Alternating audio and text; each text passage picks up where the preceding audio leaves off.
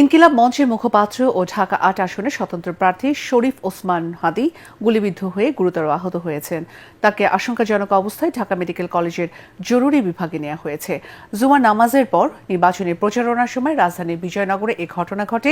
জুলাই ঐক্যের অন্যতম সংগঠক ইসরাফিল ফরাইজি জানান, গুলিবিদ্ধ অবস্থায় ওসমান হাদিকে ঢাকা মেডিকেল কলেজের হাসপাতালে জরুরি বিভাগে আনা হয়েছে। এদিকে ওসমান হাদির উপরে হামলার ঘটনায় গভীর উদ্বেগ জানিয়েছেন প্রধান উপদেষ্টা ডক্টর মোহাম্মদ ইউনূস। হামলাকারীদের দ্রুত আইনের আওতায় আনতে আইনশৃঙ্খলা বাহিনীকে নির্দেশ দিয়েছেন তিনি।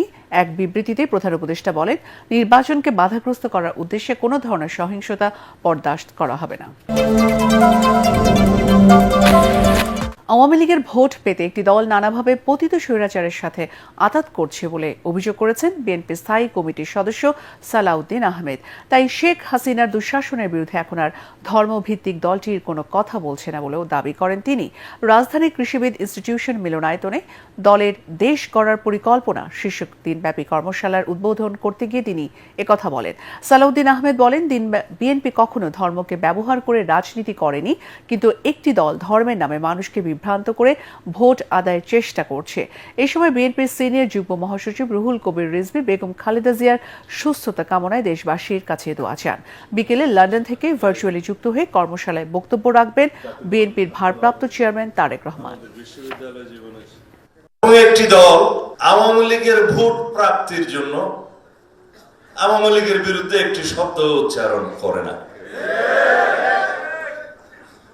আমাদের গ্রামের ভাষায় কথা বলে যে বাসরের নাম মুখে নেওয়া যায় না।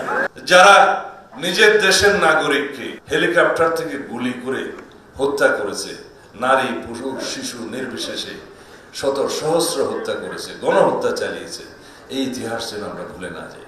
যাদের ইতিহাস হচ্ছে 1947 থেকে 1971 পর্যন্ত বাংলাদেশের স্বাধীনতার বিপক্ষে, তাদের কথাও আমাদেরকে বলতে হবে। বাংলাদেশের জনগণ অনেক সচেতন।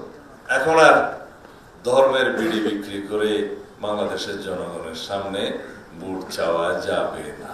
টানা তৃতীয়বার অর্জন করেছে দেশের সেরা সুপার ব্র্যান্ড স্বীকৃতি বসুন্ধরা টিস্যু।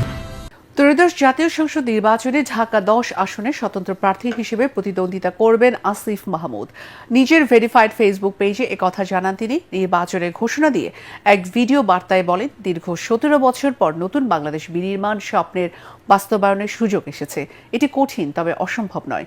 কোনো রাজনৈতিক দলের পৃষ্ঠপোষকতা, কর্মী, প্রয়োজনীয় অর্থ ছাড়া শুধু জনগণের সহযোগিতা আর সমর্থন নিয়েই নির্বাচনের মাঠে লড়তে চান বলেও জানান সদ্য পদত্যাগ করা এই উপদেষ্টা। আমি ধানমন্ডি, কলাবাগান, হাজারীবাগ, নিউ মার্কেট এবং কামাঙ্গীরচরের একাংশ নিয়ে গঠিত ঢাকা 10 সংসদীয় আসনে স্বতন্ত্র প্রার্থী হিসেবে দাঁড়াচ্ছি। এই লড়াই সহজ নয়, তবে মতিউর রহমান, তারামন বিবি, নূর হোসেন, ফেলানি, আবরার ফাহাদ, আবু সাইদ ও মুগ্ধদের আত্মত্যাগের প্রেরণা নিয়ে আমি এই পুনর্গঠন ও বিনির্মাণের লড়াই চালিয়ে যেতে চাই। এতগুলো প্রাণের বিনিময়ে দেশ সংস্কারের যে সুযোগ এসেছে তা বাস্তবায়নে গণভোটে হ্যাঁ ভোট দিন।